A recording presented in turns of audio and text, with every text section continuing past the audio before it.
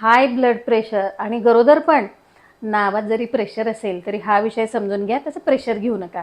नमस्कार, मी डॉक्टर स्नेहांजली. मागच्या भागापासून आपण पाहत आहोत PIH म्हणजेच प्रेग्नन्सी इंड्यूस हायपरटेन्शन.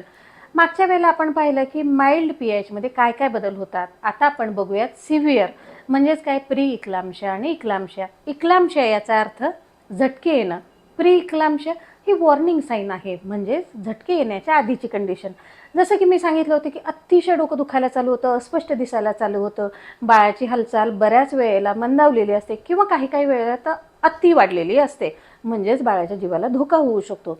काही काही वेळेला अगदीच अंगावरचं रक्त जायला चालू होतं, ज्याला अब्रप्शन प्लासेंटा असंही म्हटलं जातं. बरं, अब्रप्शन जरी नाही झालं तरी बाळाची वाढ ही पोटामध्ये खुंटलेली असते. काही पेशंटमध्ये असायटिस म्हणजेच पेशंटच्या पोटामध्ये पाणीही होतं.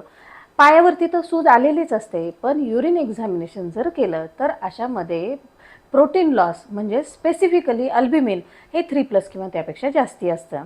या गोष्टीकडे जर तुम्ही लक्ष नाही दिलं तर पुढची सिव्हिरिटी वाढते, ती म्हणजे काय, हिपॅटिक टेंडनेस म्हणजे अगदी लिव्हरवरती सुद्धा सूज यायला चालू होते, ब्रेनवरती सूज यायला चालू होते आणि काही पेशंटमध्ये मात्र झटका येतो.